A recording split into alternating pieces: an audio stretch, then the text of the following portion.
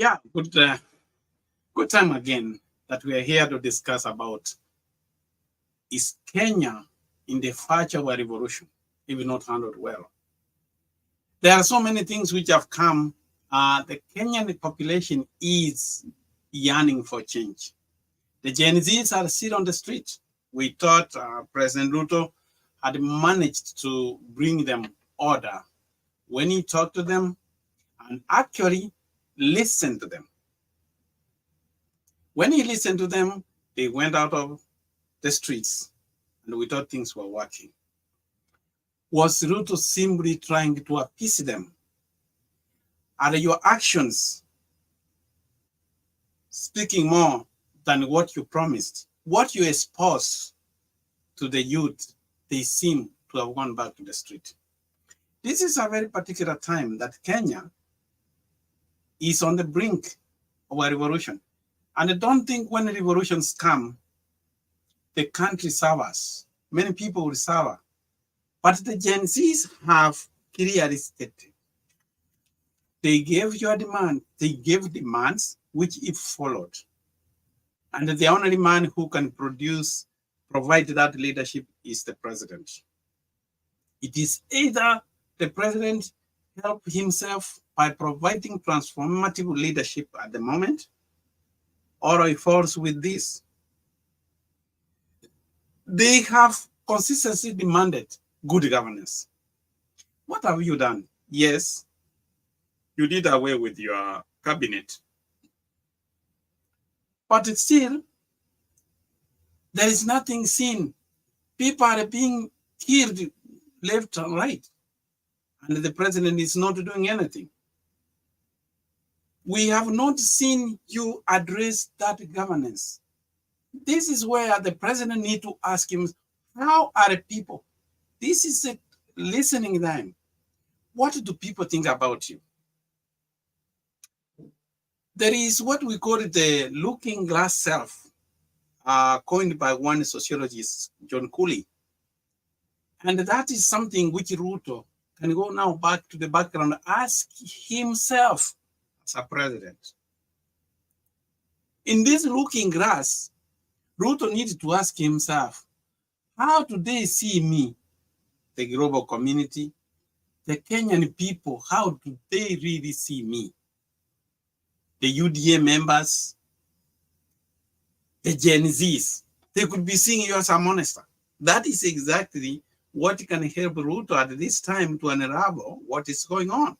Because you have to face the truth. What are the Kenyans? How do they see me?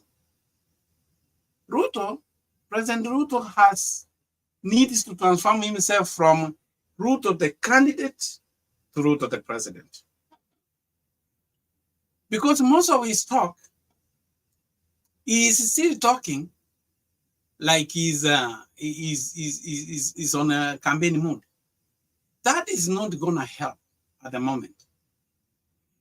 There are many of the things he used to say.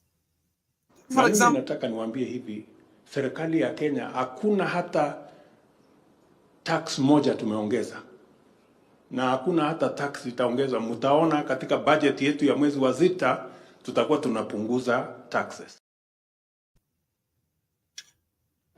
Did he know what he was talking about? He had been sworn in as the president 2023, and yet he was saying that he was not going to increase taxes. But what has he done? So Ruto in governance, Ruto needs to move away from Ruto the president, from Ruto the candidate to Ruto the president. So we'll be joined in our studio by Honorable John. Honorable Jonah, how are you? Hey, how are you? Good afternoon. Good. Yeah, welcome to the studio. Yes, sir. Yeah, we were in a conversation. I know where we left last time. Still, Kenya is not out of the woods. Yes. The protests are still there, and we are wondering, are we in the verge of a revolution if it's not handled well? What do you have to say about what is going on? Are we headed to a revolution? What's happening? Like I mentioned last time, I strongly believe that if we are waiting for another revolution, then we are missing the point. I think the revolution has already occurred. The aftermath is that the political class is now basically messing it up. So the revolution has occurred because right now in Kenya, as it stands, people, even the leaders who are elected, are now fearful. They don't want to show off. They used to do. They don't want to. Even the ministers, before they were kicked out, they would not even fly the flags around. They would not be having the logistics they were showing before it happened. And there's a lot of vigilance now. Public vigilance is here high, and I think that's the form of revolution I can say which has occurred. The public now is aware of what is going on. They know that the member of parliament is supposed to do this and this. The minister is supposed to do this and this. The government is having these kind of bills. There's a general public vigilance, which I think is also there's a clamor and a hunger for good leadership. With the integrity. So those are the issues which are going on now, which for so long people have been governing or leading Kenya without those kind of tenets of good governance. So, but what are you seeing? Is Ruto really providing? Is Ruto providing leadership at the moment? I think it's just managing. It's managing. My fear is if he's going to manage this situation calmly down, is going to come out as a vicious leader after that. Because what am I saying is managing, because even the firing of the ministers was not like he really wanted to do it. It was because of the pressure from the youth, the Gen Z. And he has reached out to Raila Odinga trying to get a partner and trying to calm this. But the whole thing is, from my stand, I think they are missing the point, because the uprising and the clamor of the youth was not a political crisis. It was an issue to do with the governance, the morality, corruption, and all that, which is something he could have managed if he has a good team, and they can still manage to do that.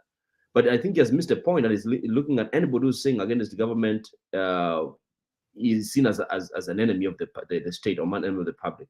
And you've seen the kind of forced disappearances, abductions. That's a way of instilling fear in people. So the thing is, there's this belief that it is my government and I need to protect it. Kenyans want good leadership. In fact, even the Gen Zs, I do not believe that they really want to top him out and become president. Actually, I was listening to one of the Gen Zs, and I think he has become very popular. They see clearly, no, we don't want leadership. We only want these changes. Even if you make me a CS, it's not going to change if we are not going to fight corruption. That's the point. So what does he need to provide that leadership? Let's take, for example, in corruption. What should the president do right now to see that he's fighting corruption? Because it's a topic he's not talking about. He's not talking about it because there's a general perception that he is a beneficiary of such kind of dealings. The people he put in power, the likes of Murkomen, the likes of Wahome, even his deputy himself, there are people who had these issues with corruption. They were sanitized. So from the word go, even if he talks in his loudest voice that he's against corruption, himself, he has not shown that he is convicted to fight this corruption, because the kind of people he's appointing. So in my opinion, what he should do, people like Waluke, who had been convicted for almost 60 years in jail, he came to his aid. That kind of, when you're actively helping people who have been convicted to come back to power, he does, even if you shout at the top of your voice, he doesn't show that commitment to fight corruption. So he's not doing it. So if he's going to appoint people this time round, he needs to make sure that he appoints people. Sorry, somebody's calling me and it came to, So he needs to make sure that he appoints people who are beyond reproach. And that's the thing. So now another thing now is fighting, because he has been saying, corruption can be looked at a bigger scope. He has been saying things he does not do. Basically, he's seen as a liar. That kind of trickster kind of person is seen like that. So even when he comes out and saying things, he has lost that credibility and the public trust. So I don't know what he's going to do to gain public trust, number one, and also get people who are willing to work with him. Because I know even some professionals who may not be willing to work with government because of the way he has portrayed himself. So he has lacked all those. So for me, number one thing he should do, he should allow the agencies and make sure they crack the whip, even if they're close friends. Let's lock up a few people. You know, there's a list which came out. I think you might have seen it. List which came up. The Auditor General of 2021, 2022. CDF finances. Even your member of parliament is implicated. I know. Yeah, you see, these are people close to him. See, like that. That's the minister for the immediate minister for lands. Yeah, that's Kandara, former Kandara MP. Kandara MP. Yeah, Silvanus also. Yeah, 39 million to pay passages in Kandara. However, upon verification, document to confirm new kids benefited were not found. Can you imagine? And those are this is the same lady who went ahead to win the Kandara seat. Remember? She won the seat. She won a Kandara seat, and then she was picked from there to be a member of parliament. Gave it up, became a member of parliament. Yeah, he became the CS. So these are his cronies. There's this other guy who has been rejected by the court. I don't know, it's in somebody in jail to become the KRA Commissioner General. Was rejected by the court because of this similar kind of dealings. And I can tell you, this is the problem.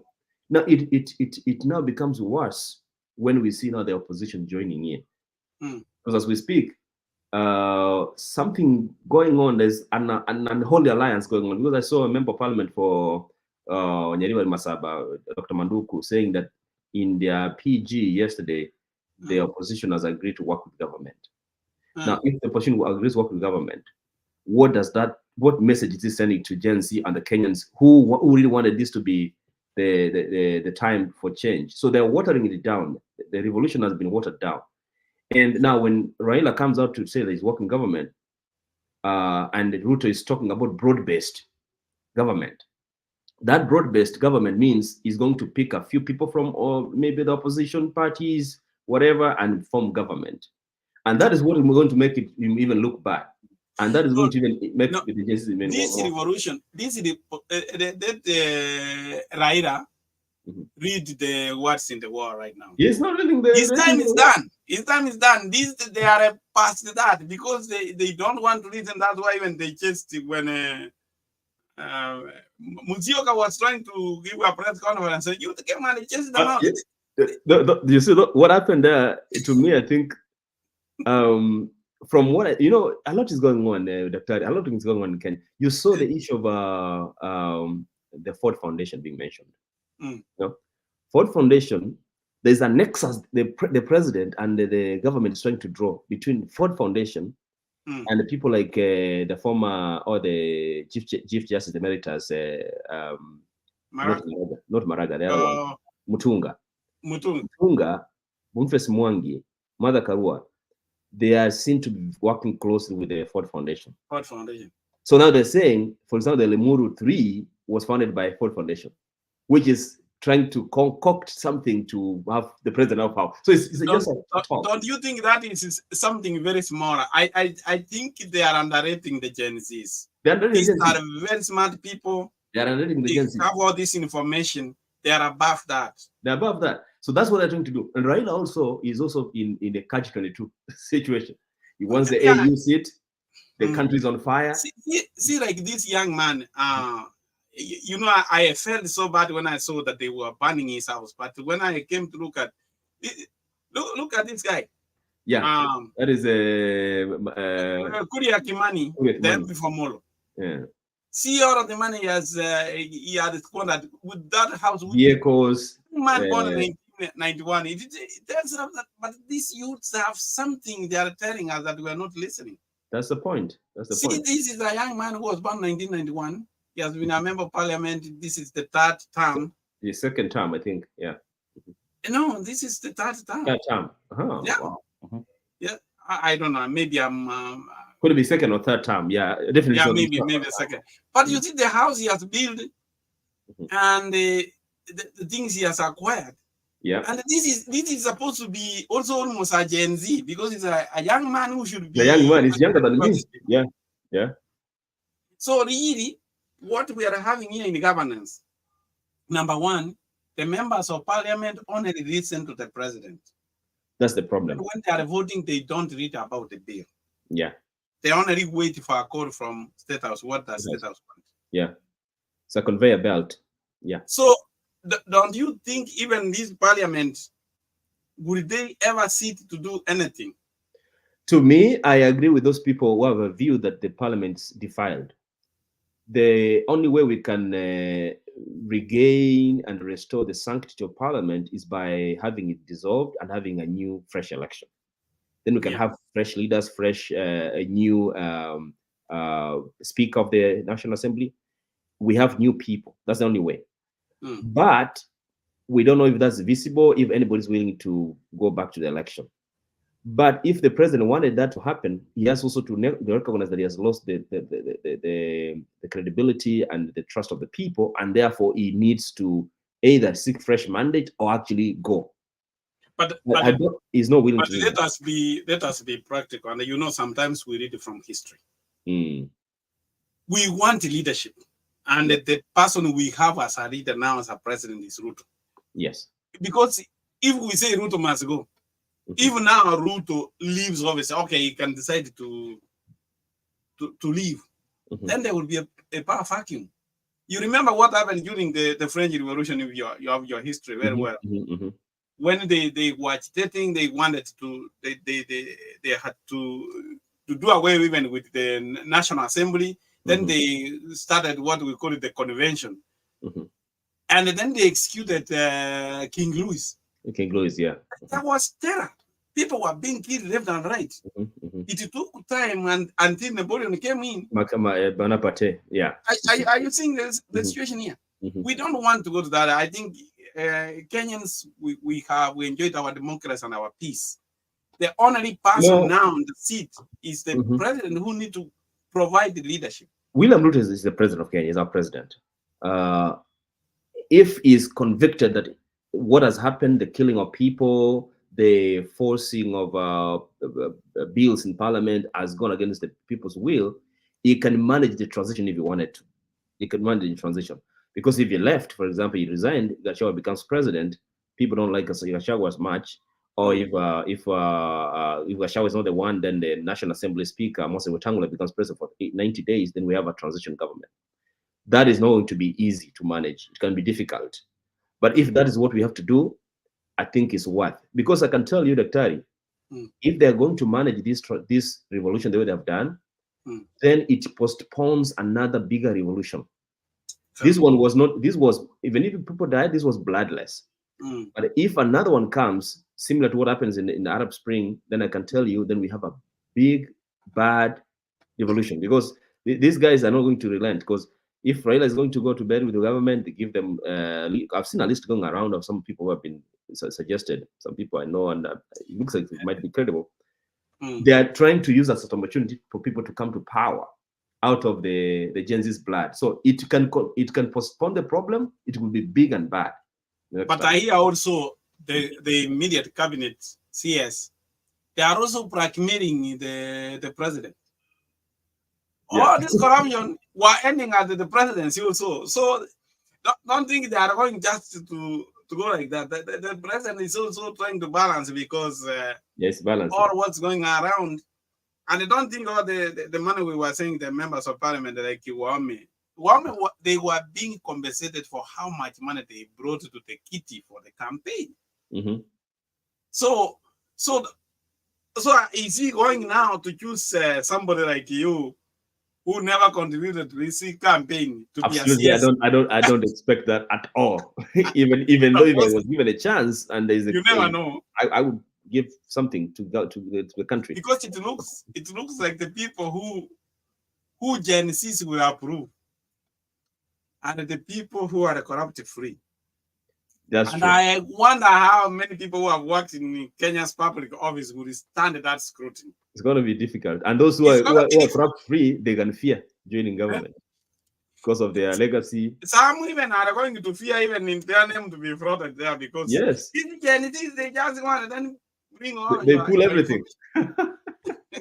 They pull everything. I'm telling you. Yeah? But then, how do you see? We can easily go to anarchy if leadership is not provided. That's correct. And how are we going to fight now this corruption? Because it's a big monster. I know President Ruto is the least person to fight corruption. He has no moral authority. He has no Can he change? I mean, people change. His I name think, is, I think, they have a nickname for him as Sakayo. Sakayo changed. He can climb on a sycamore tree right now. And you know, there's no question about it. He's a very smart guy. He's a smart president. He's a young, he's energetic. To speak in terms of a president, he's a young person. He's educated. He can do things. He is experienced because, you know, since 1992, over 30 years in the system. So he understands where things are not working well, even if he's a beneficiary of this kind of deals. But if he wanted to change, he can do it. you can change. So what I'm thinking is that if he's able to manage and come after this revolution, I hope he doesn't become vengeful, because most people have said that he's a very vengeful guy. He doesn't forget bad things. He can retaliate easily. So if he can leave that out and focus on rebuilding Kenya, then he can have a good legacy. But if he's going to consolidate his power, probably change the constitution and do harm to people who seem to be speaking against him, then that will be difficult. Otherwise, I can tell you, even this debt crisis we are talking about, I've listened to people like what's this guy, Wanjigi Jimmy. You know, he seems to have a sense, because this time, the last 10 years when Ruto were in power, something fishy was going on, and even the president is aware of that. That's why he's not able to crack the whip.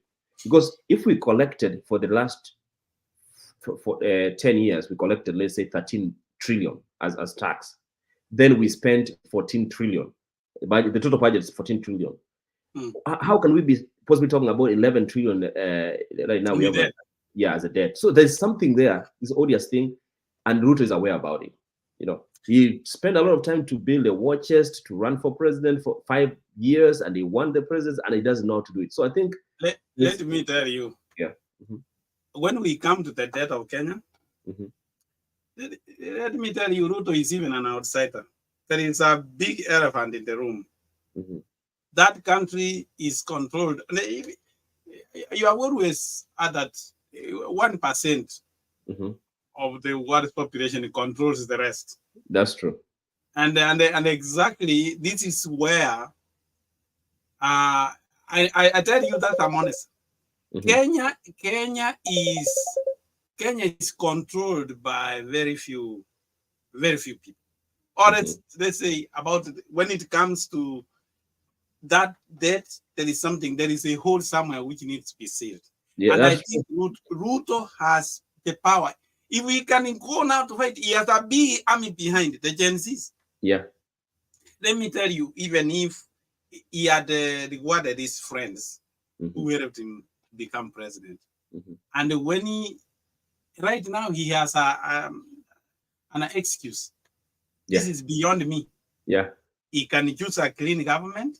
He can go for those. Why is he asking for a committee to go and investigate about the debt?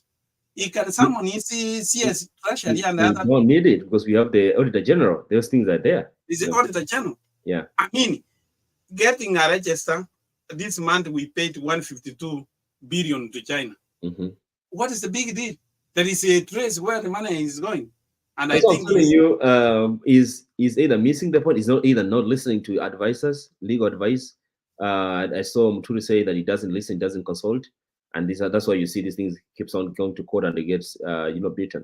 So I think all these things are in bare. People can see them, but it's trying to create an environment that we have been investigating. These are the reports we're looking for. We're looking for this task force and all that. So I think, like you said, the Treasury Minister, the Auditor General, the Control Budget, they have all these things, and then we have all the budgets all the years. We are able to see where this is. The fact is, this money, as you said, is either going to a few pockets, which the president is aware, and I can tell you now, with the Gen Zs opening their eyes, mwerevu akirefuka mjinga akirefuka mwerevu yuko mashakani. It's going to be difficult for him now. So how it is a situation he is in, but if he really wanted to provide the leadership, he can go against all the things he had believed to transform himself, or he would drown with this one. That's true. And he's capable of doing this. He's capable of even changing the country and becoming a great president. He would become a great transformational president, and he would even be re-elected back in 2027. It's possible. But now he has to choose between his friends and the old system and the new system. Yes, and he has only this window. This is the window, yes. Yeah. The next maybe 2 weeks, he might make an announcement. And remember, as soon as he makes an announcement, there will be 2 vetting. One in Parliament, one in Gen Z. The Gen Z will prevail. So if like an example, Murkomen is his right hand man. Even all of the dollars which he was purportedly found doing, he was doing all those in behalf of the president. That is the truth to be told. Yeah. He's a past. Do you think he can name a cabinet without him? This time round, I have a feeling that he may not bring him back, because Murkomen is one of the people accused of opulence and arrogance, and one of the ministers who are viewed as insensitive. Even though he's a qualified guy, he's a smart guy, but the way he lived, with the expensive watches, suits and belts and stuff like that, shoes, and came out in public to show off like that, I think it will mess if he brings him back. I will be very surprised if the president makes a choice of bringing back Murkomen, because that will be a Waterloo to everybody else. Yeah. So I don't think Murkomen will be back. I expect people like Kidura Kindiki might come back. Machogu might come back, not in the Ministry of Education, maybe something else. Those are people I think expect back. I might expect back Duale, probably, because he commands a lot the Somali community, so he might come back. Kuria could come back, but these are some of the people who are against. But Kuria, not an initially Kuria. I don't think that is the because of Gachagua is as now a good radiance with the president. They might not bring him, because he's also seen as a competition to the deputy president of the mountain.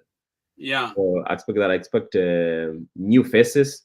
People have just suggested new faces. Matiang'i has been suggested. I don't think he's willing to come back. Ndemo has been suggested. From what I've seen, could come back. But surely they say, even when we come to governance, I don't know if the authenticity, but I've seen it. Like, these are government agencies with the people from the same community. Surely, I am not saying whether it's authentic or that is. No, that's authentic. That's authentic. This is authentic. Yeah, it's true. Surely, even when the president looks at that, they're not ashamed. I mean, can you be ashamed of? They're shameless. Really? They're shameless. I mean, like, everything is your community. Very shameful. Very shameful. That is very surprising. That we are a country. In Kenya, people qualified. Dr. Mandi shouldn't be here. You should be hiding one of these parastatos. You are qualified, overqualified. I mean, surely, when President Ruto looks at that list, what comes of him? I think they think when you are in power, is like your country is your tribe.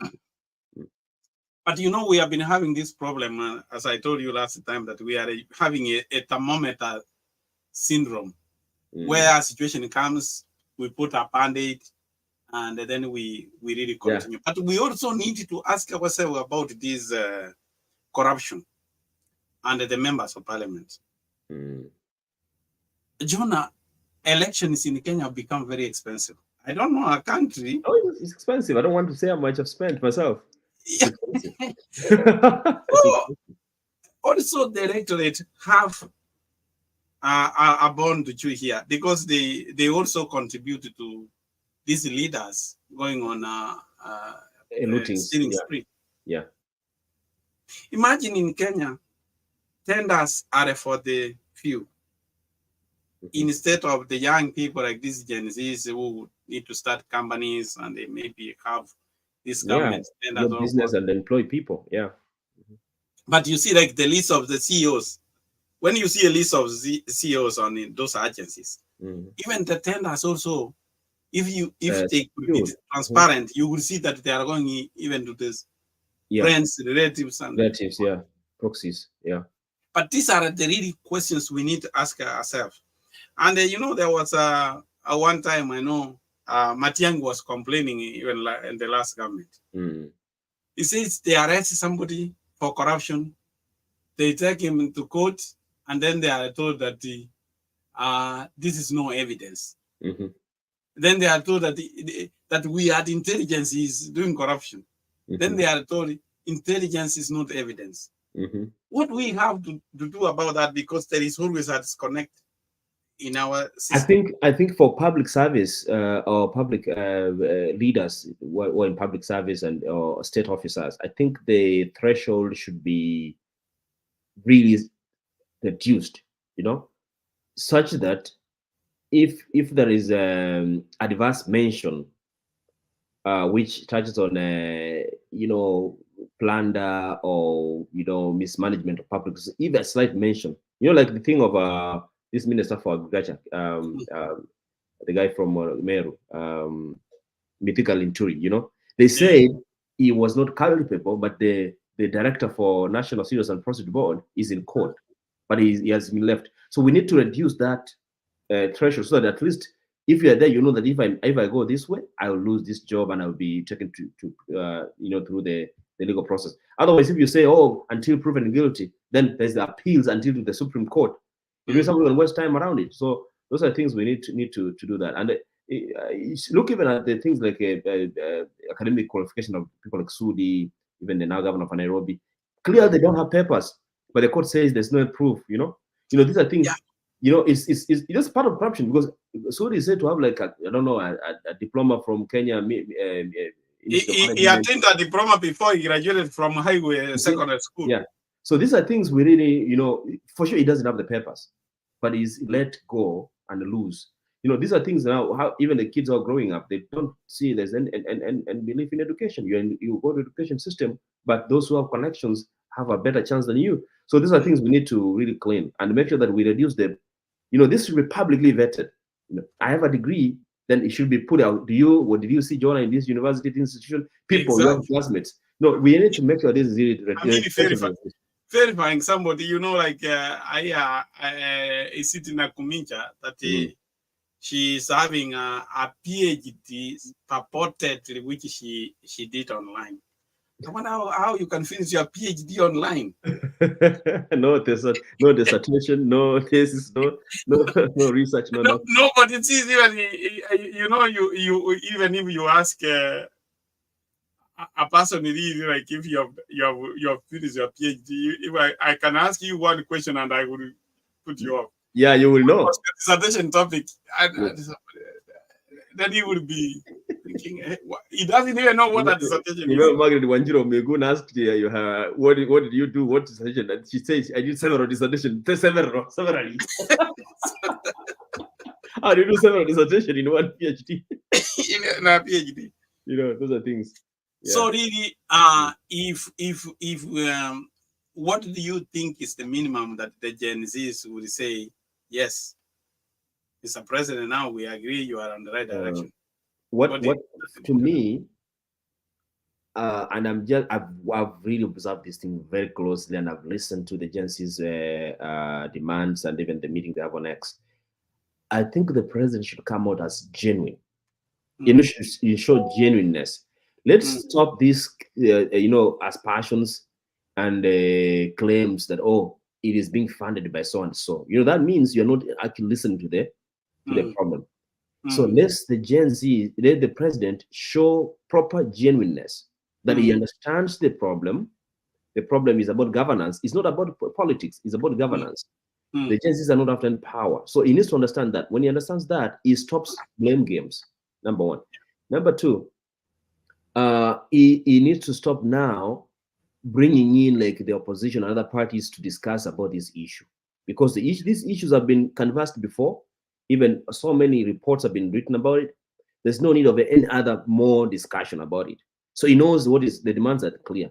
So if he has kicked out his cabinet and forming the new cabinet, let him not be conventional, like, take it to parliament. Parliament has been defiled. People don't have trust in parliament. Let him just throw the words in the court of public opinion. Let him canvass this, and he can also be part of that canvassing. Let him throw even 50 names Yeah. And let Kenyans and others, do the canvassing and say, oh, there's a general consensus, so and so would be a good minister for this kind of docket. He can even throw the ones he has kicked out, so that it's seen as genuine. Yeah. So in so doing, now if the names are floated there, then they go forward and bring them into parliament for passing for constitutional, make sure that the constitution is followed. Otherwise, if it's going to be too clever and try to bring say it's a Ford Foundation, the Americans, the Russians, so on, so is sponsoring, is going to lose it. And the thing is, he needs to understand that this is a very important opportunity has been given once more. If he doesn't manage it, Kenyans will now come out. It will be deadly because they will go for him. It has happened in other countries. It can happen in Kenya. So I hope that. Yeah. You know that what you are saying about blaming Ford. That is what in organizational leadership we say defensive reasoning. Yeah. It's just having defensive reasoning. They don't want to face the reality. Yeah. And that's why Ruto needs to climb the sycamore tree, come down and confess. First of all, you also need to be sanitized. Yeah. Sure, you also needed to own some of the things. Because I think if you get somebody's blackmailing you, there's a gentleman who said, oh, he's blackmailing me, that he's going to the press. He went to the press first and confessed his mistake. So the person who was blackmailing him said, what am I going to blackmail if he has accepted? You also need to accept that he has made this mistake. Yeah, that's true. Yeah, it's important he does that. And he's human. He's human. He can make these mistakes. And in politics, you can make a promise. It's not possible to fulfill sometimes. But it needs to be seen as appreciating and understanding that the people are raising serious and pertinent issues. For example, this issue of the debt. We need to know how much do we really owe? How did we come over that? So we don't need a committee to sit for 3 months to give us the report of Kenya. When he's a commander-in-chief, he can just a phone call away and he's given everything. Yeah, everything with evidence. And he needs to put it that we paid this money at this time. Yeah. What's that? What's happening? So I think those are the things I'm thinking he needs to do. And he has no much time. Otherwise, we are almost in August. 2024 is over. Time is not on his side. So it's like move. The government is on the standstill. And for sure, let me ask, if in your family, for example, either you are two income family, one of the member is income maybe has lost a job, you have to manage with the single income. Yeah. You pay important things, then you do the luxury. Why do we have to borrow to pay people in office not producing anything? Yeah. Why can't we cut even salaries into half? And people can be told about it. This is the situation. The president needs to start. Yeah. See what the guy in Burkina Faso. Yeah. I mean, he's a military guy, but he's a very transformative. Yeah. He said no, he's still earning the salary as a captain in the army. Earning in president salary. Yeah. And then when he cut the salaries of civil servants into half, nobody complained. Because you're leading by example. He led by example. Why can't Ruto also do the same? And even the public will support him because how many people are employed in government? There are less than 3 million. If he comes now, from now my salary will be a half of what I'm earning. You will see when Gajawa say the same. You will see everybody said the same. Yeah. So this is what I'm saying. Sorry. Yeah. So someone's calling. So that's what I'm saying. Honestly, the president needs to read from the front, because he has been saying before, for example, about the travels. He's cutting his travels. He's cutting the cost. But you see him again. He's this place, that place, all the time, saying, "I'm not a tourist." He needs to lead by example. That's what he needs to do. And he needs to move from Ruto the candidate to Ruto the president. Yeah. Because see, when he's talking, when he went to live in Nakuru, he's still talking like he's a candidate. He needs to inspire. I wonder whether he has a speech writer. This is the time he needs to talk to the hearts of Kenyans. Yeah. Give them hope. I've never seen him. I mean, I might be son, but I've not seen him really a person who talks and inspires a nation. It's not, and at the moment, yeah, like again, you know, having lost the public trust, there's nothing bad like losing public trust. You know, people just see you as another person who's passing there. You know, you even feel that the public is not with you.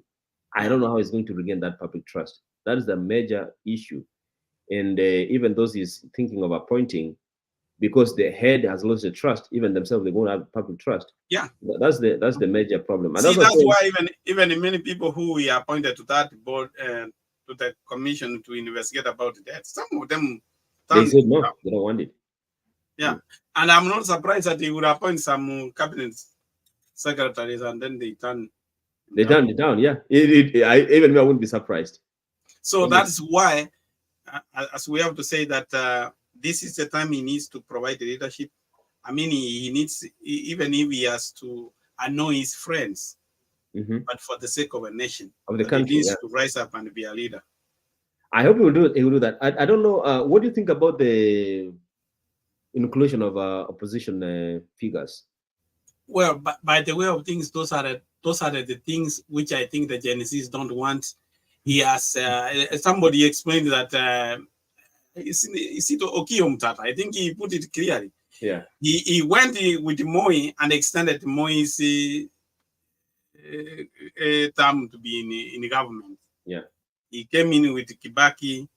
So I think that is our old song. They didn't see any changes come from there. So at this time, the only people Ruto needs to listen at the Genesis, he could have now listened, understand what they want, and let him act. First, let him put a cabinet quickly. I mean, it doesn't take long. Without involving even what Raila is telling him that put so and so. That's not what they want. They want credible Kenyans. Nobody knew about Matiang'i. Until who appointed him. And even we were asking, and you know, it was the first person I know, a friend of mine called me. You know, Matiang'i has been, okay, I know him because I know him, but many Kenyans never knew about Matiang'i. So there are many other Matiang'is who have not gotten a chance. Kenyatta was good. Maybe, I don't know how he knew his leadership. Let's say, I mean, we don't agree. I know sometimes when we talk about Matiang'i, we don't agree with many things. Yeah. But really, he's a person who put his heart in his job and he delivered wherever he was working. Yeah.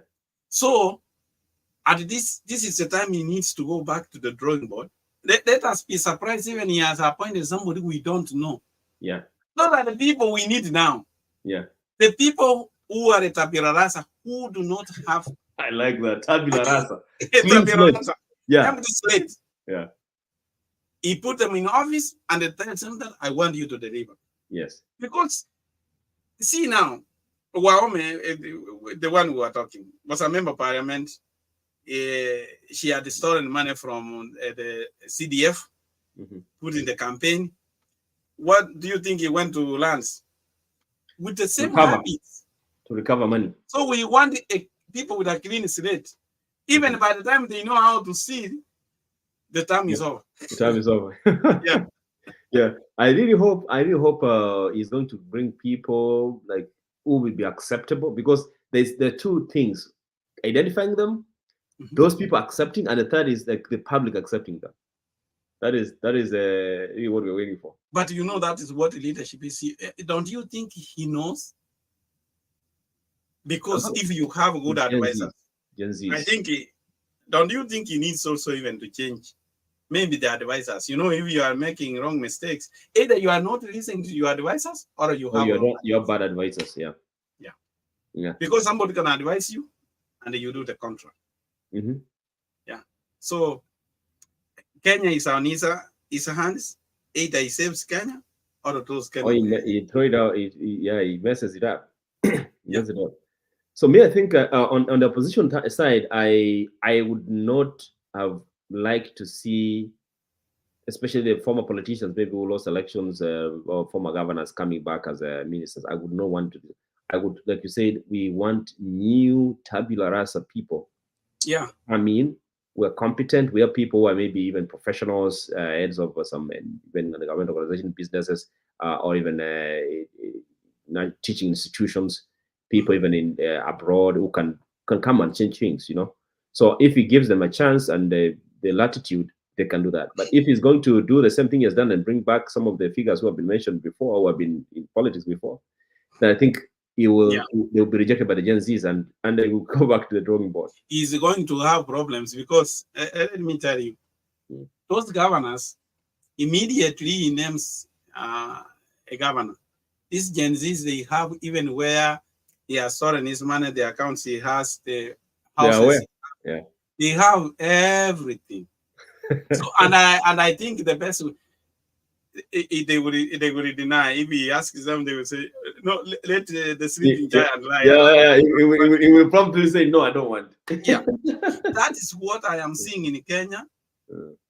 As much as, but the only word I have, maybe you will tell me here. How long are these Gen Zs going to be without a leader?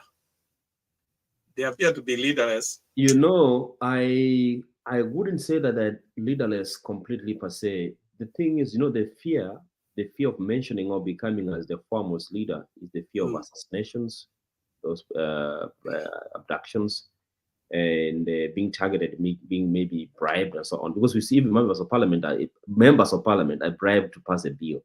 How about a poor Gen Z who has been identified as the leader? They will be targeted either by, you know, abduction or being lured. So that's why they don't want to come out as a leader. But I think it's at this point, a leader should now emerge. We need a leader, and they know that we can't get a leader who can be, you know, beyond reproach. If the agencies decide to elect the leader, even using the X platforms, they can do that. We have leaders who can report to the agencies on periodical times. Otherwise, without a leader, it's going to be difficult to move forward. But you see, it could be that they have leadership, and this is one of the things when the colonialists went to Papua Guinea, when they were conquering Papua Guinea, the Aboriginal people. They had thought that the Aboriginal they don't have leadership, they don't have leaders. But they came to realize later they had what we call it distributed leadership. And I think, to me, what I see in the Gen Zs is not that they don't have leaders. They have what we call the distributed leadership, which is distributed across. And but I hope, I mean, we hope for the best. Yeah, we did hope. We hope so. But like you've seen from the discussions, even those who have been brought to the national TVs talking, these are smart people. You know, given a chance, they can do wonders for our country. And so we should look at them as an opportunity and as an opportunity, as a blessing and not a curse. You know, there are many. They're big. They're going to school, and this school they've gone through is taxpayers' money. We just contribute to that. Kenyan teachers to produce this kind of breed. So we have a very good generation. We only lack the leadership. So if the leadership, which I believe the president can provide, he's a smart guy. He has been through these things. As he claimed, he came from a background which is really poor. So having climbed the ladder like that, what we call upward mobility, he should be able to listen to these people, and he has been young ones in his house, and provide serious transformational leadership at this crisis. And leaders all across history. Otherwise, if he's not going to do that, this is what exactly happened in Burkina Faso. They told the president, they told members of parliament not to pass the controversial bill. That's 2014, and these are the youth of Burkina Faso. Yeah, they told the Cameroon, we don't want that to pass. They went and banned parliament, and then they started marching to State House, and the Cameroon had to run away. They are able to do that. Anyway, our time is fast. Thanks for your time. I know you are busy to do other things. Yeah, it was good having you on the studio. Well, thanks. It's good. We'll keep on talking about our country like this because we need it. Necessary patriotism is we have to keep on an eye, at least yet know what's going on. Thank you so much, Doctor. Thank you. You're welcome.